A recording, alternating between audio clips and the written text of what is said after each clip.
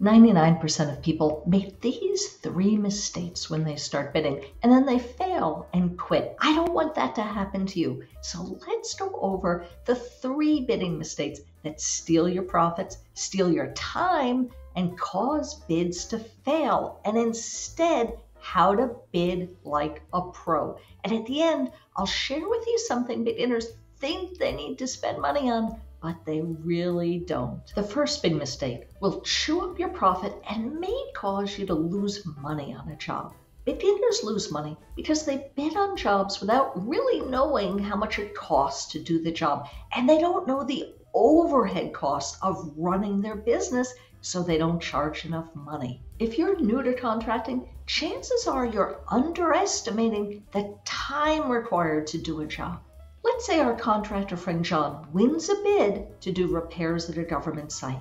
When he shows up at the facility, he has to wait an hour just to get through security. Then he's required to sit through mandatory site training. And then it takes him 2 more hours to go through safety procedures and get all the paperwork done before he's even allowed to travel out to the actual job site and start work. That could be 4 more hours of time that he never priced into his bid. And there are other costs that may be new to you. For example, in some contracts, the government will specify the wage rate you have to pay your employees. A friend of mine lost money on a government contract because she didn't understand how much vacation pay she had to give her employees. And another company I know got into trouble because they hadn't set aside enough money to cover the required health and welfare benefits for their employees. Aside from those required costs, don't forget your overhead costs when preparing your bid.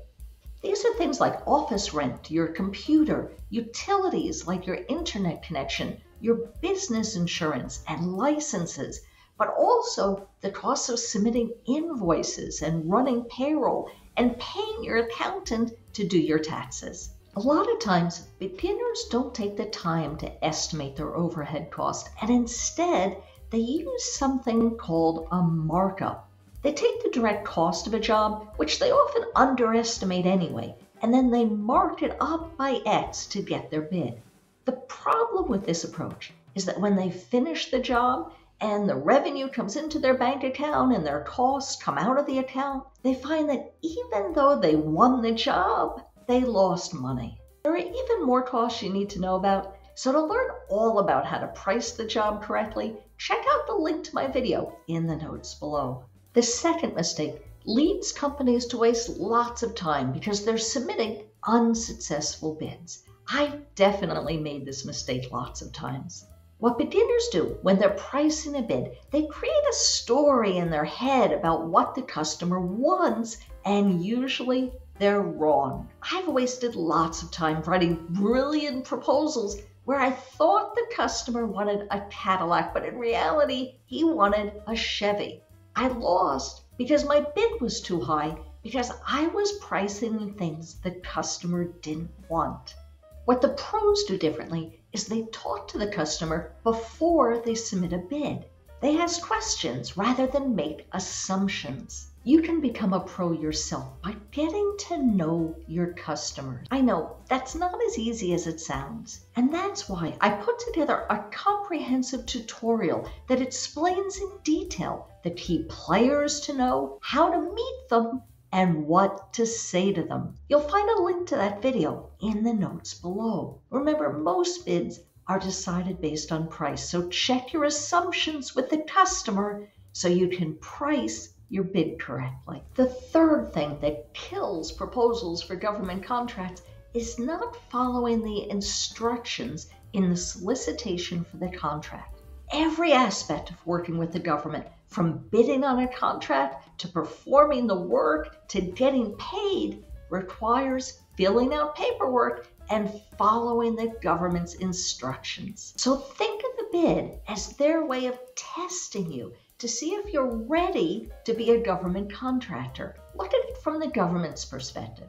If a company can't follow the instructions for their proposal, then they don't want that company as a vendor because maybe the company won't be able to follow the directions when performing the contract.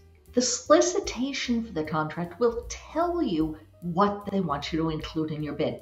And some solicitations are super precise. If the solicitation tells you to submit no more than 10 pages, then don't submit 12 pages.